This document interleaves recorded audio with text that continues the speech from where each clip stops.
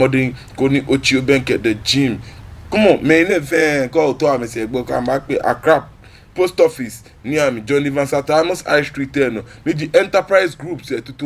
Jemeji any odin de ba fe mi ni e ba hye ameno je bo ma de ko no chie ben ka me ni odami shi se mi ni me na me imi la ka shi je na ode bi ni ama wan rasta maso ma ka ma ejara ma sharp get me ejara ni ba ngene nke ya agbogboro shi ni ami amale ji ofun ngene ma ni nya na no ni atole amale onupa epi amale na genjaga ni me na me mi ejara ma ba sharp.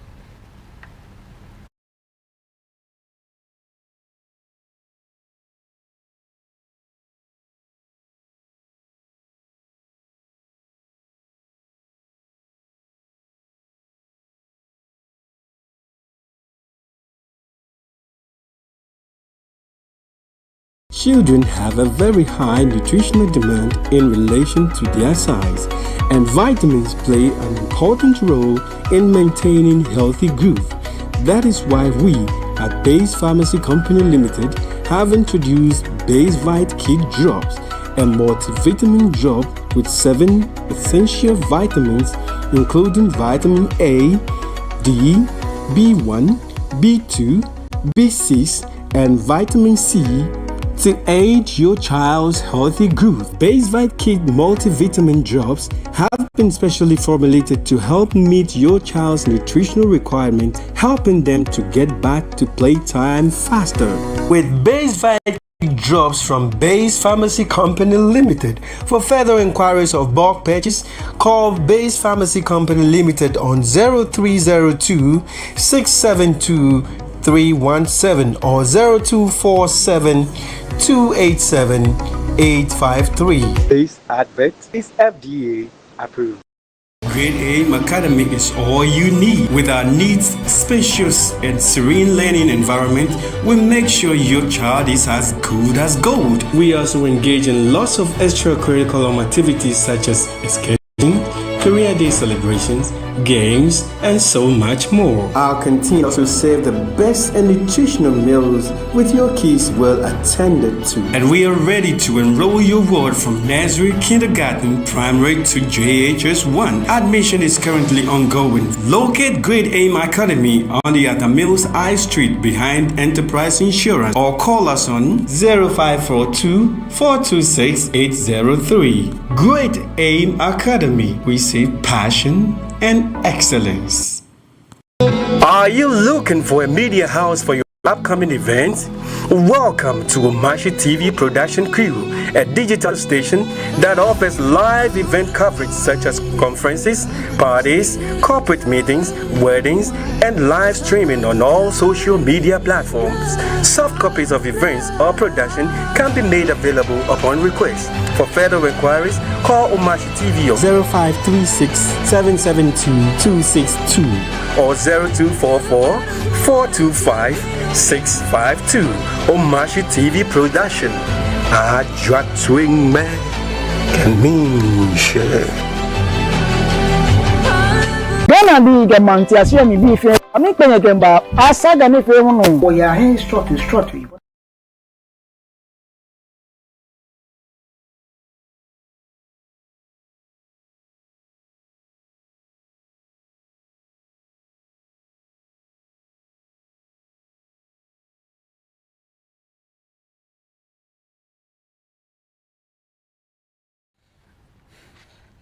Jo naneme swon la blada bi blublu nika mi yobi Omashi TV no minda nye shake jana nye wachunye me minti ya ijara imba shwe ke umanye ke shade vulu nyeme naneme swon loy ablada bi belele ode bi ni ama won rasta kenya ana mi ekwan no nwene be yele fonko chi nwene mi nton kenya awie agbogboro shi sin bi railway sunday sajin komeni tete shinyajen be ko me afi ya afine no omri afine no omri ni sani eden che efe chaka amanya anakona onumishi anako sajin na ahun ni akaba bote gma adumo bi amli ne shano kwale aka na amale jio fun ewo lele afe ni asipamo odo bi ni ama wa rasta iye sande na ese iye se ejaga mi to ma na eni anokwale e kan lele dromo na eshina cho eshina te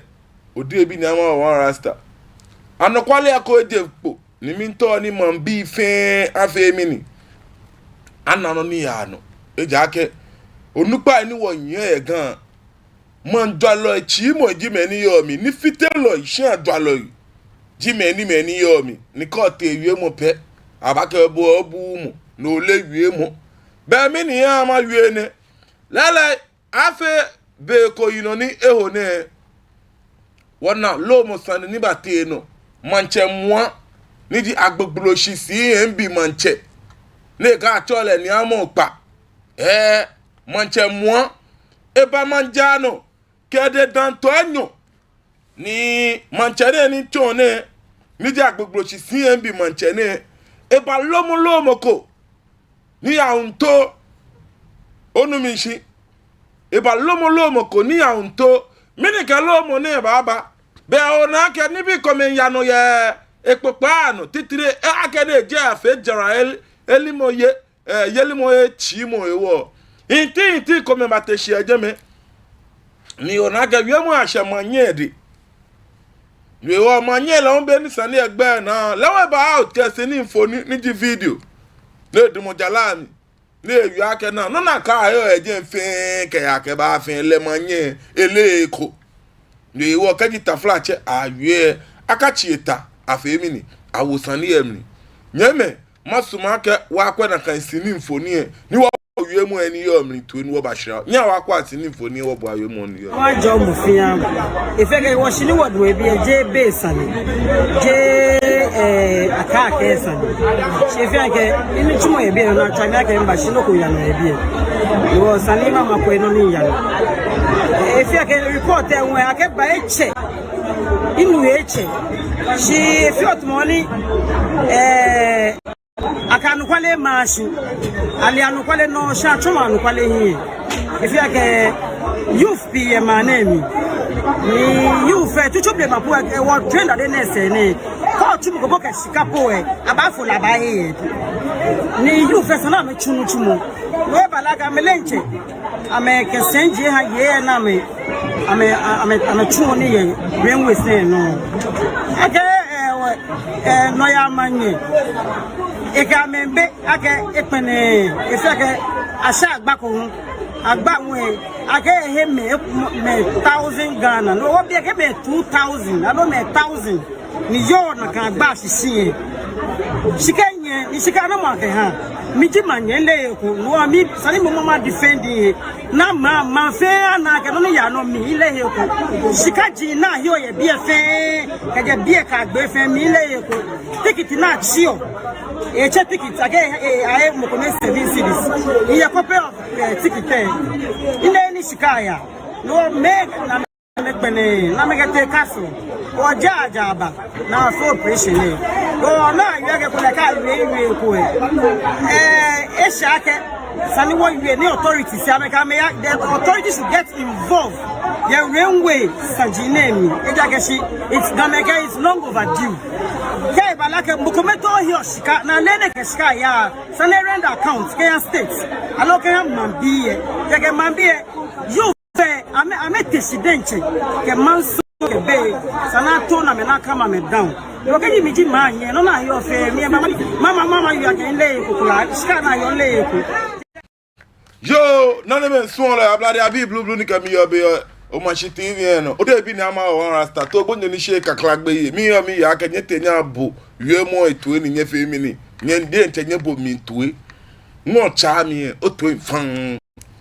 lala manye na wiemo ne chwaka wiemo commentation ma kete mi na kare ka ni ni aka fedin ele ko ne fedin un etachi ne wie no ko lele ne ba manja ne ba fin gbe amri ne fe plolo lala national security bi e ba jeme aba fe na ba fe manche mo tele la ke manche no yo jurisdiction ka ba fe kun alo no ko jo nyo semo me onyo che me e ja aka olokun anu bi na ofio mi ni ofio ede me ona ikanya ka macha me ni wonye gan chi mo me ja blofo shinaga ba bale na kanji boni ba bale be pie wo fio tun wo yen chilo wa ha toy good morning onu mi shi wa ha to a good morning she beni bulu ba le ni e ona ini coach akoteke sandeke beni bulu ba le ni e wale fe mi ni e wale tan nyeme lala sani abone kami ke abone kami anyemi cafe ma fe manchane yue mone na ba yue wo e ka yue ke shile shaka he shikaka nibi nindo mi a yue no ya manye sande manye yue no ya manye sande ni manche ne ba kosani ne nye kwa abulu ne dugbe ne ba kosani I'm a traditional council because I'm a under gbese say shishi no wa sande ko cheben ke cheme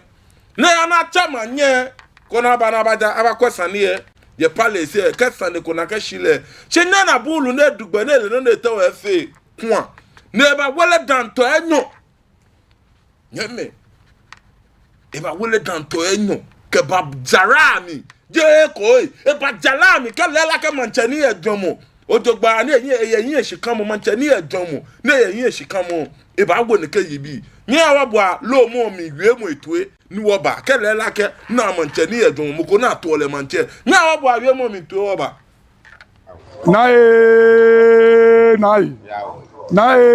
nai ododo me shiche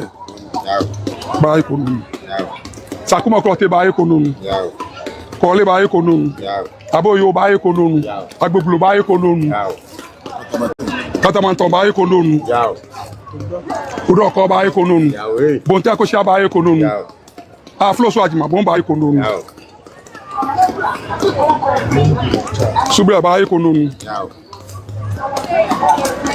nye bulbulu ncho iche ko ma shi ko mene gbine mene ju mi che nye chema wala nye ma wala sije noko atomi manche 2016 aken ko agbogbulo enu ni agbogbulo shi ni ahun keje 2016 ka ba shi mene ju ne ni yen dan to enyo ne ni ken bi che masani ne na mana ke wonde ma da chime akeko oma wo imanye na ke ha mi keje sisije ni ji yin mi de nche echi wo ye mi ahun ni nche ni ayibonte ni ji gbese manche e ba ha mi manye wo ke kula ma si ko ba ko e ise ko be ko ni katamanton ne ba sha ni katamanton ne ba sha Jameji the Genesis mene mi yin asibashu na yin da ke nto ne yi mo fiamu ne le anukwale e ne yue anukwale e ne eke bi ba futu yo na nda ne so esi ale ni aibo te ken klemo ni aite aji ni o ka pese ma na yen wa egbese ma che ni to yen mene se ni aibo te didi enyo le to mi eto afa se to mi ake bi keche ni ma chuni nke wa ro ayen nu chumo mi no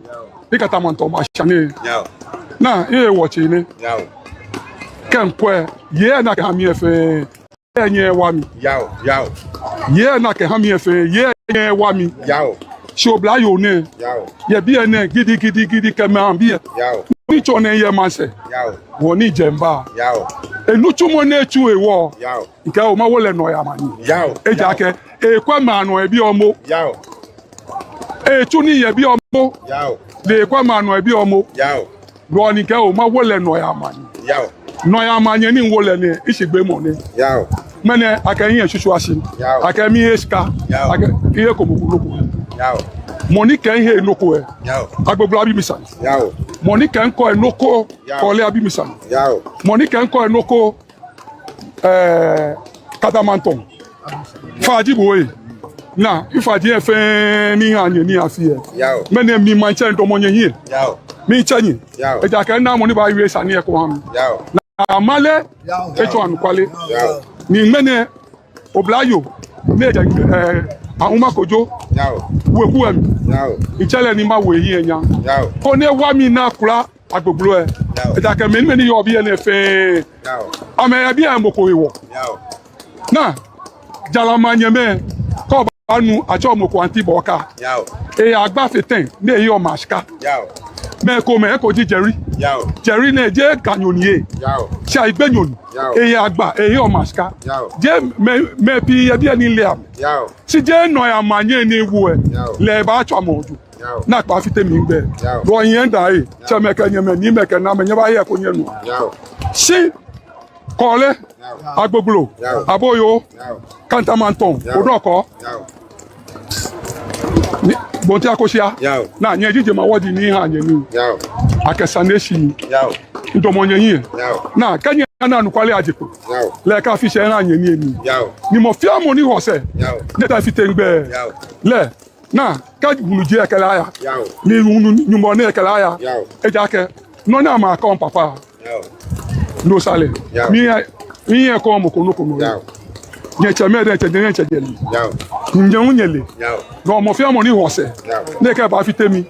na e ko ji social media o blanu ko yeje e ka isana pa mi iya eska ni katamanton chane eh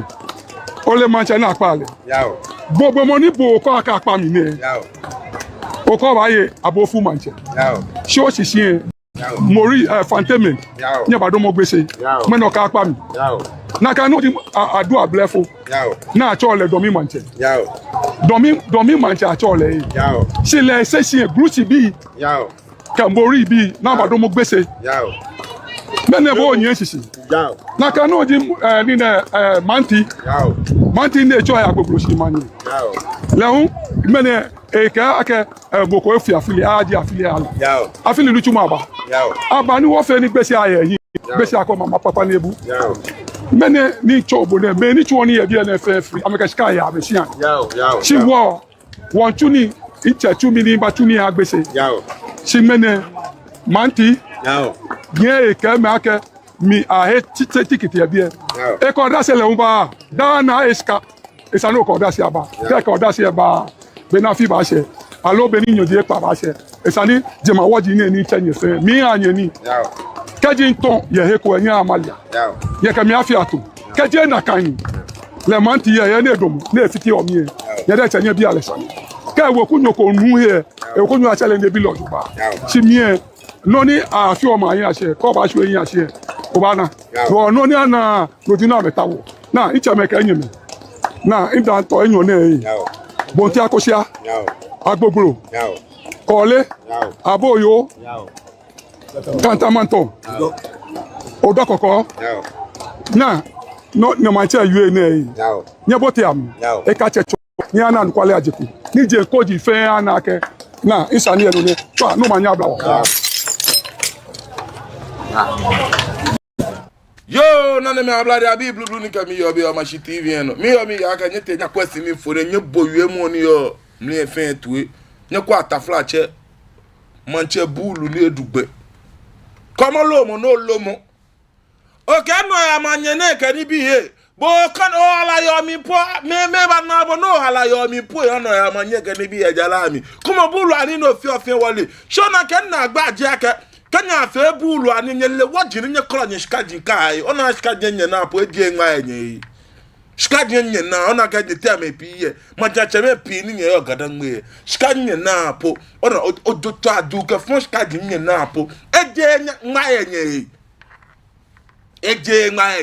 eje ake banana 1 billion ake 800 million to 850 million to 9 million ya chofan chene ye o manyene no bo amokpa court mo ba nyo ba o ba nyo chemi court o ba nyo semo mi e fe no sumo bo ne ko manye mo no ko lele shi manti shi lewo eche manye shi manti e bo o ko ba shale wo pesu emi oje a single room wenchu no 100 million e di asend about mobile money amokpa in your evidence record fair bi e kwa shares and the cat tv mo nye ke mi ni wo bo manche mo no ba dum manjano bia na bo egbe plug mi to no le eja ka amokpa e ono ya manye mo no ko to le no ya manye lenchele neje oke ja awon makojo no le kan no teme ni yo je me bulu ni edugbe ko tewie mu aka akọle wie ma ko bu mu bi na mba afa ni no ba ji ame ye bo na che bi na mba afa ku a no ba wie ke ba shi ame no be bo no bu mo no le wie mo bulu ine dugbe ajito gbo wie ne pepe sisa ni mama be yi me na me ka me ke ba da shona ke jenye no mi be ni ke bo yo ne mo na elo mo amopa e ke elemini e ke no na ele ko shian e shikaji ye e ko me na to na ke pe yi nyeme mene mi to nye na anokwale aka ode bi ni ama one rasta me no fi on nye na ni ma wie ona infi o sho aka ma chale sani em to the extent aka mana bo ni yo ona ka jese na te alomo a dan mo muji dan mo wo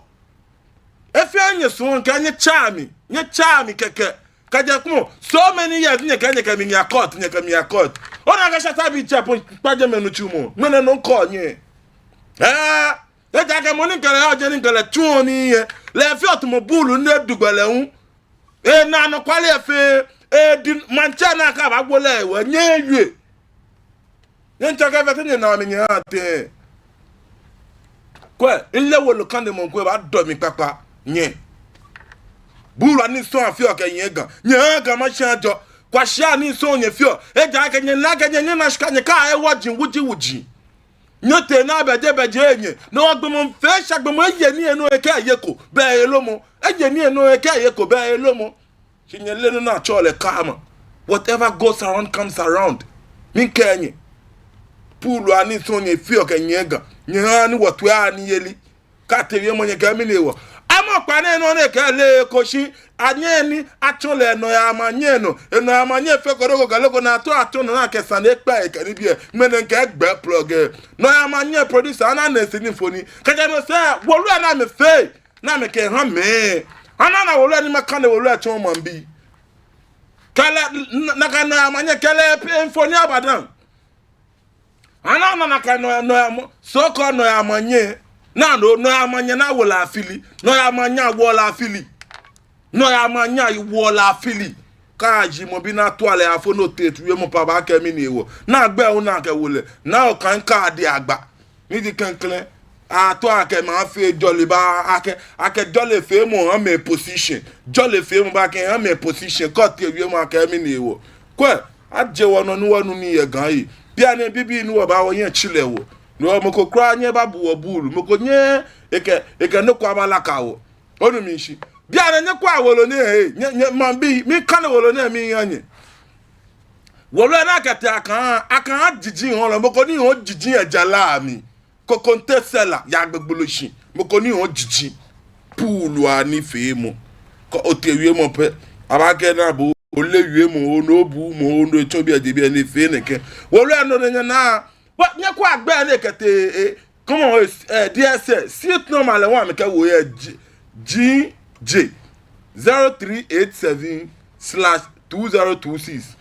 ne kamini komo gba ne ke ba e bi mo go ne ke generation e ke Angela na nole couple alias Big Mama versus Oyini Kwesi and two others ka ode bi na ma one rasta in le kra le aka Big Mama na jala mi e je nyoje ten nele no na de domo no agbai ne ke fe oluaji Angela na nole couple ona kengbe na ma tonye ni na agbayo ni enu eka notice of pending litigation and caution against unauthorized payment and development to ake agwa mi to enu kiyan chowe ko ona yi na abua mi koko kiyan chowe ko na mi to na mi pay kiyan eko na mi yo eko na me tra ni jiji che wolo na je le pe wolo me pi onu mi shi ani holo pi ni ya gbegbo chi si bi rewe na kan je le na kan so ko no amanye Big Mama e shita mo ekpo tin mi ha me pi je me le ka mi ni we act as solicitors but a lawyers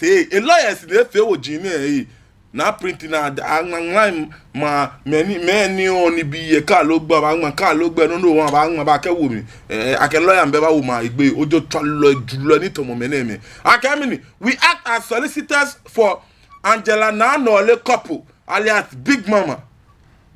and we write on firm instructions akamini our client has instituted an action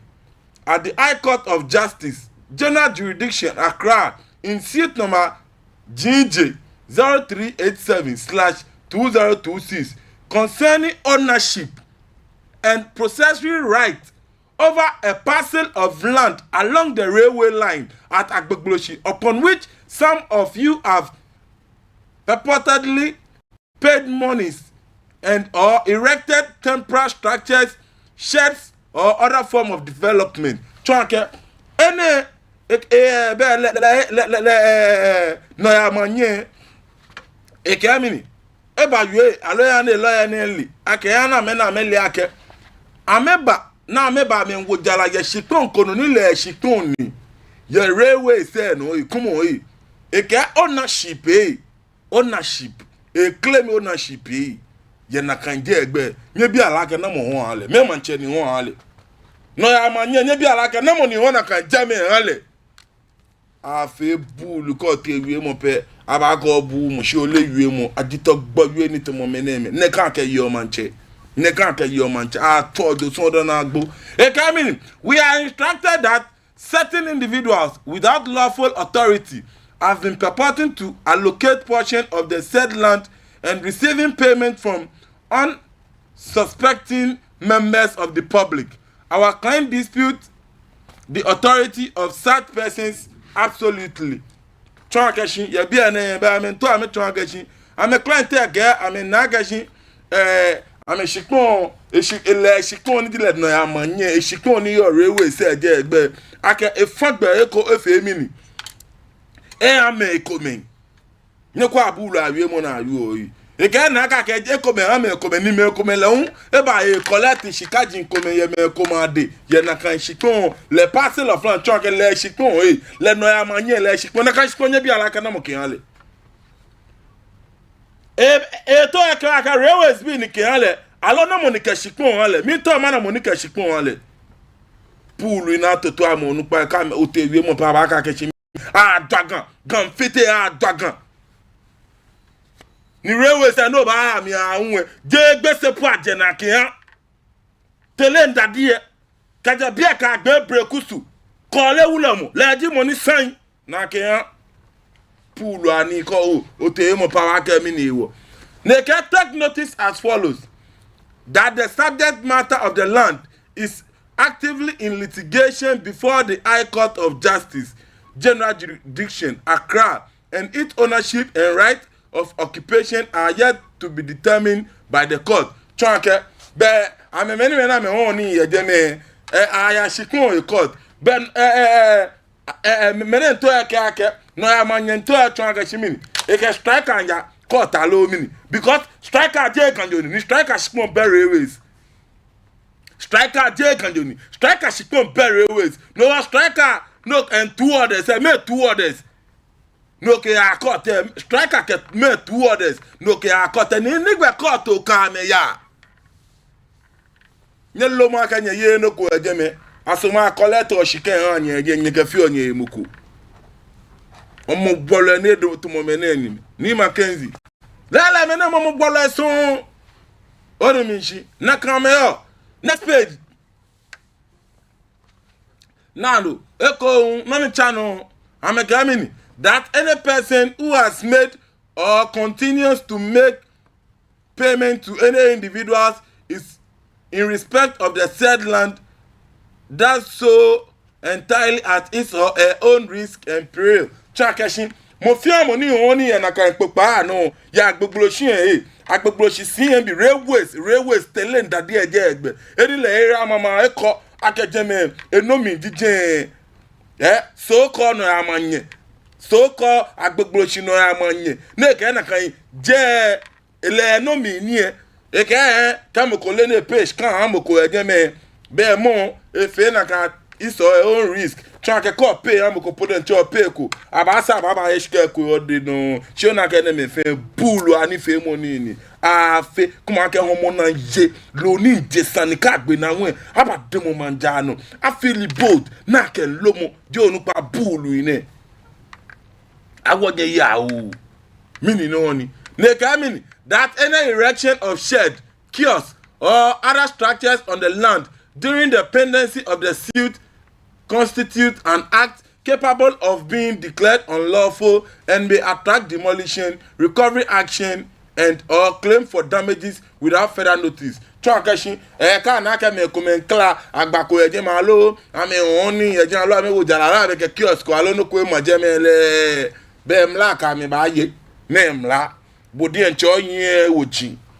Area mama, bodi encho yin oji. No ke mo go akeke enkla. Kwa ni bi baba o na kala tele ndadi ya ni. Ah, isi ade poni ya choje po nya kwa store saboka ni bi containers abona fe eje me. Onyo a stop.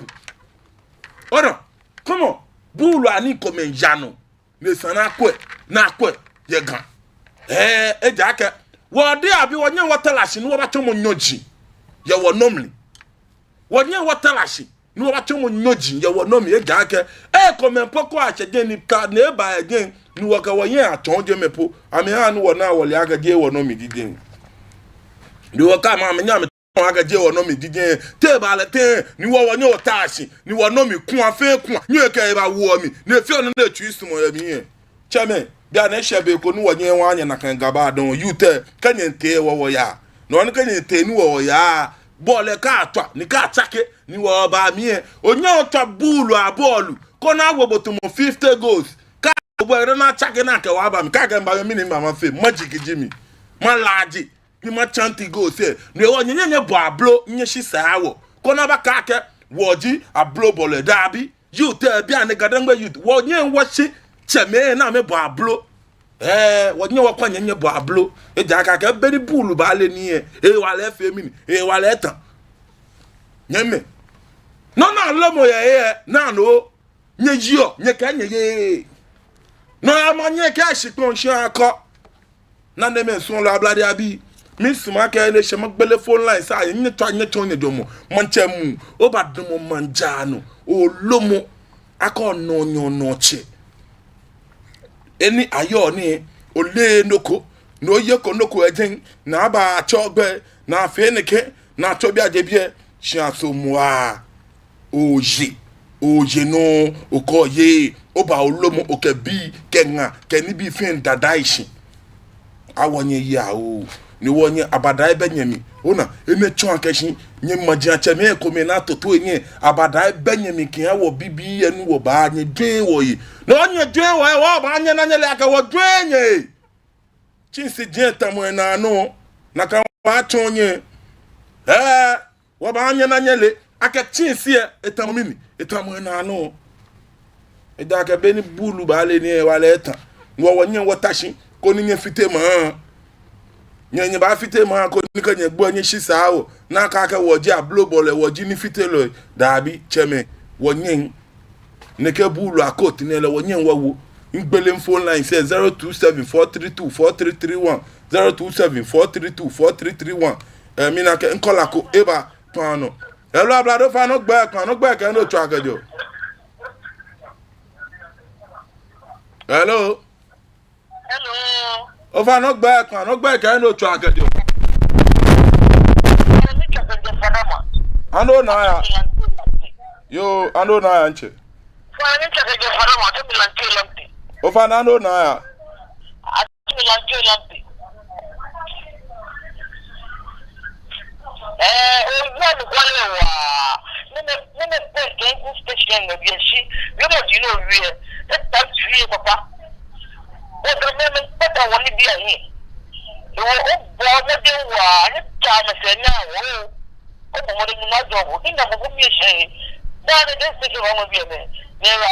I don't. Should I bet? But I'm doing that. Okay, o TV afon o machi TV. Kaji o to ni o nu gadangbe. Mlensanji odogba. O you wala don enye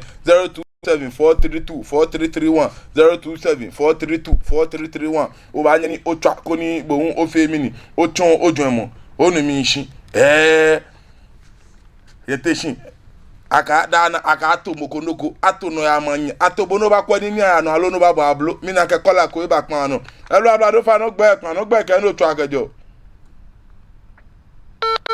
hello mina kenya mi ekpa eche 0274324331 0274324331 bo amade nko ni bo nwo twa no twon dwemo onu mi nchi me no ya manye ne ka ho telenda de yale mina ke kola ko ba kan no elo abado fa no gba kan lo twa agajo o fa no gba kan lo twa agajo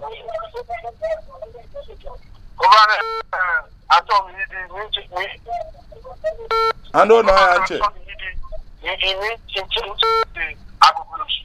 Ando na ya.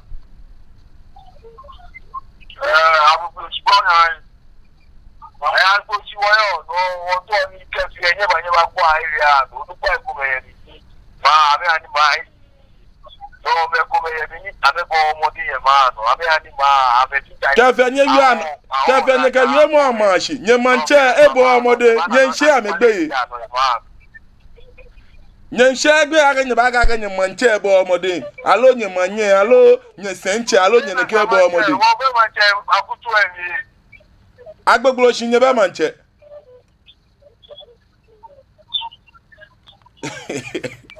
Sande efe kulolo nyenu e ga gbogbo chi ame be manche apepe sisa ni mama be ajito gbogbo e man dwalo shan dwalo ni fitelo ni to mo meneme 0274324331 min to na she mo amo pa ke wo che ke me fe me ni le na me to le me fe me ni le na yo amese ame ye senji no ni jinju aka mi mo ame efe na me suma ba ja me chemi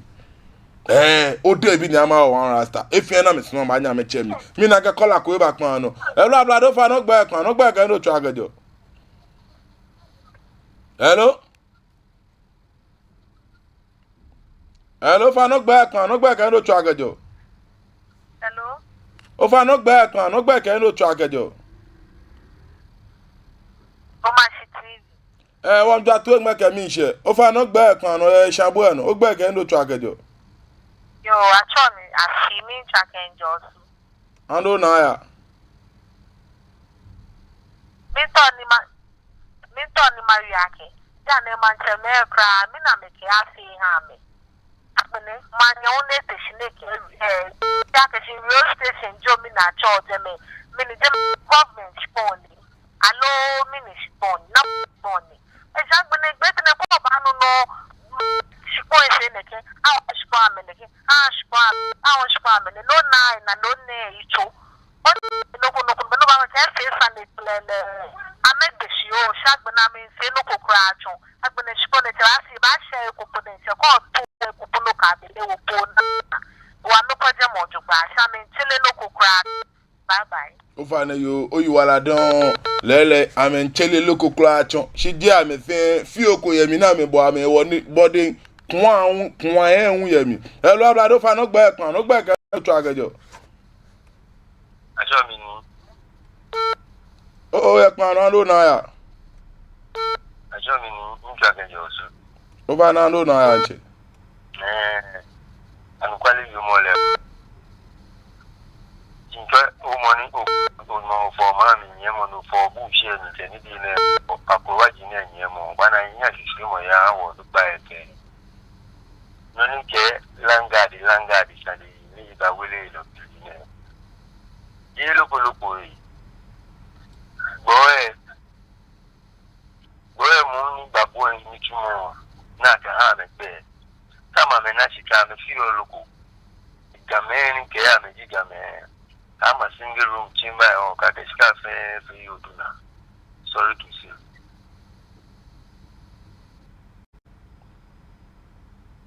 I don't know how I did. Oh, no, really big because anyone shares their name. Yet, any share their name. Unubakobe, Nissan Ubadu no keke. I don't know, Lomo. Lomo. Won't go, you know, to buy, won't go answer. Lumo, Feno, Alumo, Sanono Legacy, would be gonna be the best, who fake and drum, and in a more time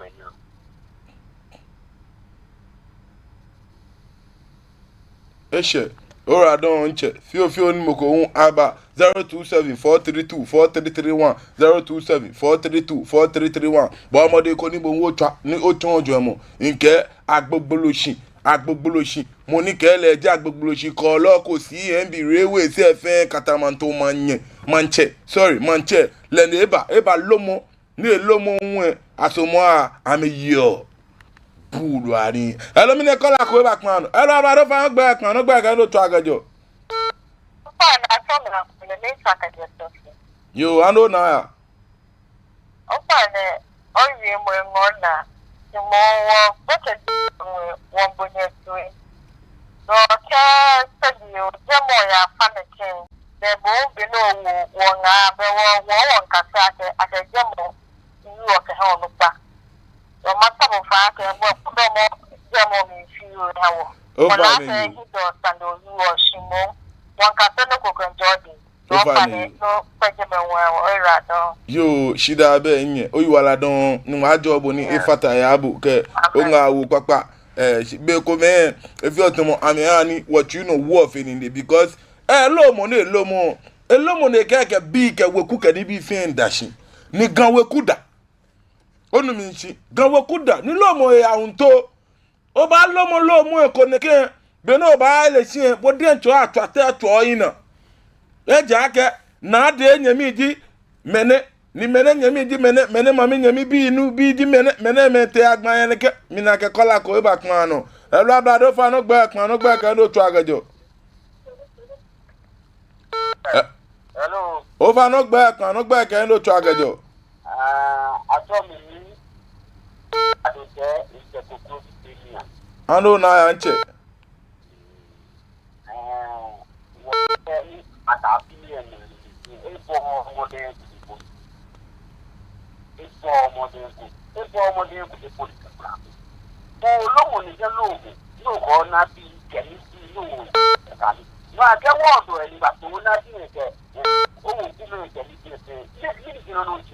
ebu en come po gbo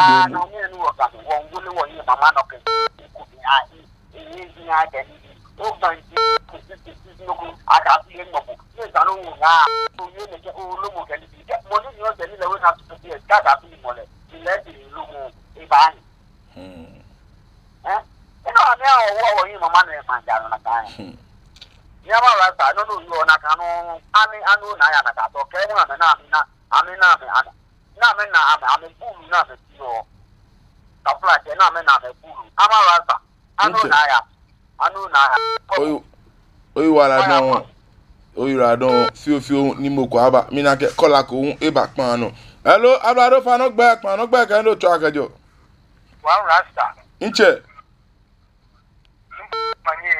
manje papa bla o fa ne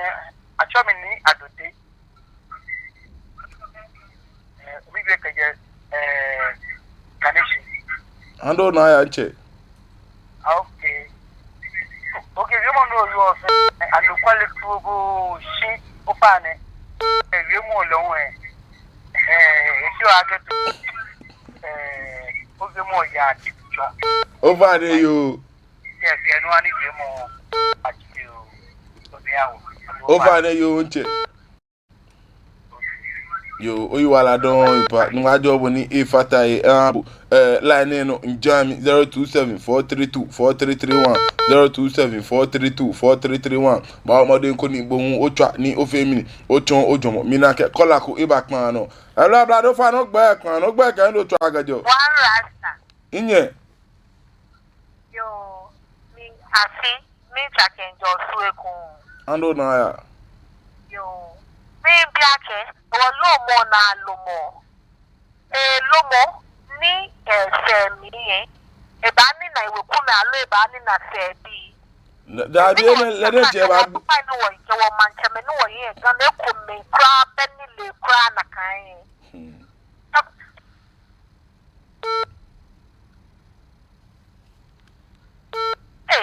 agbenele beni ni bi ya leyin kra tafila tete jomo na aja me la be she njiwe alo ami me ka fun eku na me pe anu pe na me pe je me she ni na wa me fe cho ami fe kwa cho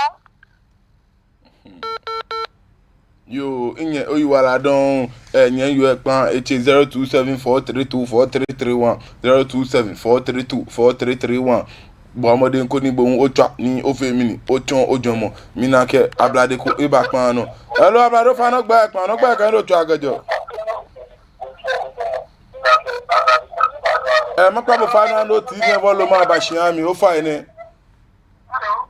Hello.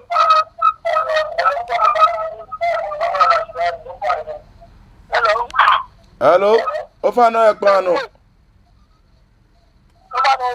Ofana mi nuwe ando na ya.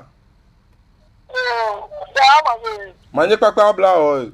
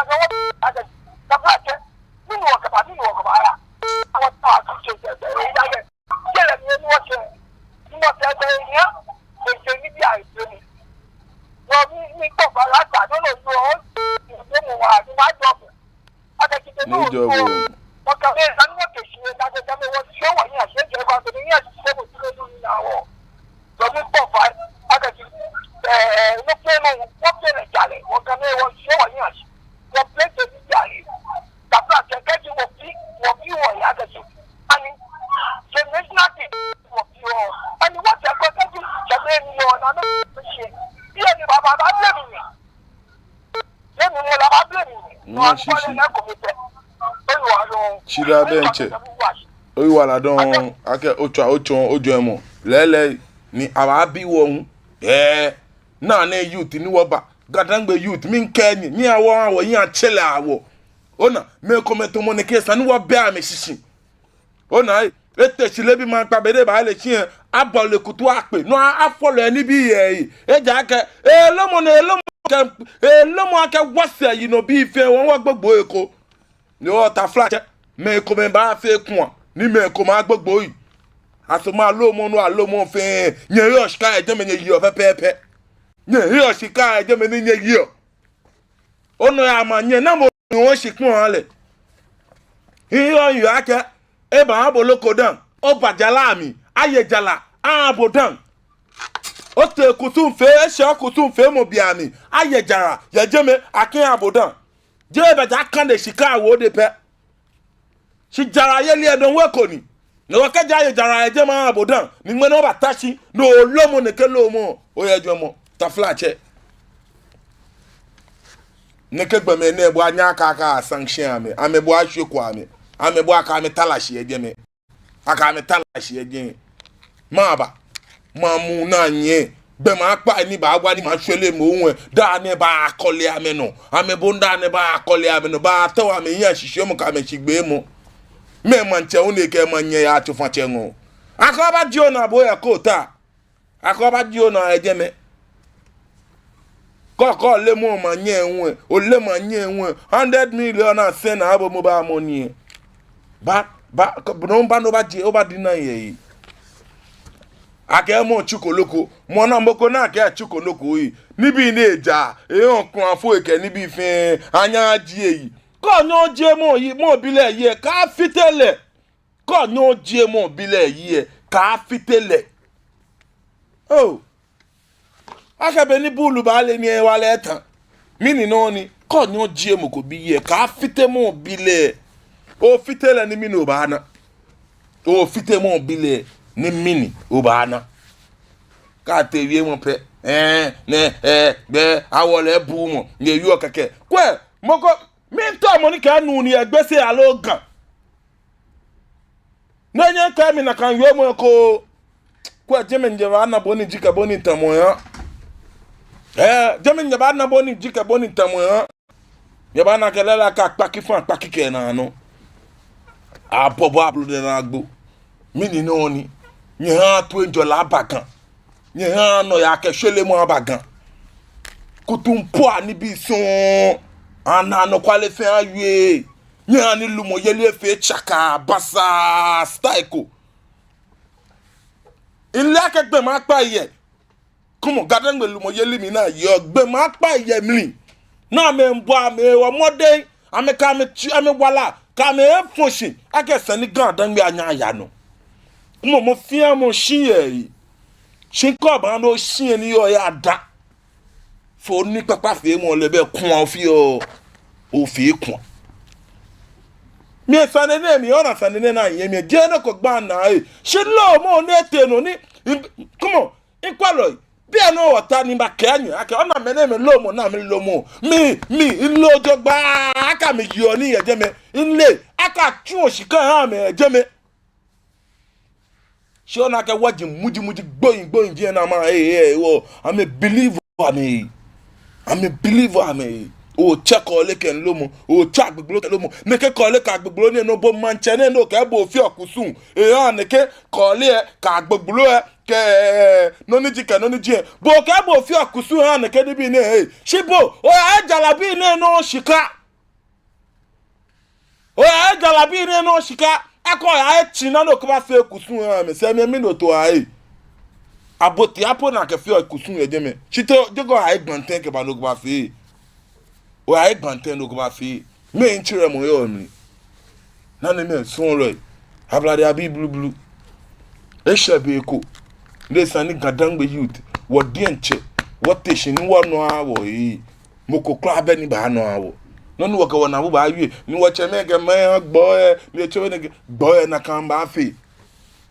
onu mi nshi je kene fe kene ni yo mo yi no je kene fe kene na alegbe na nime na me e ma chi tv e no ma ne o ma no e share mi na ke imbe efe be kan gba gbe wo le ke wala han wo so wa le un be e ko ni o de bi ni ama wa rasta nke mi lo pi en show mi shi che me e so wo le me join lo e mi ra don ke mi ko mo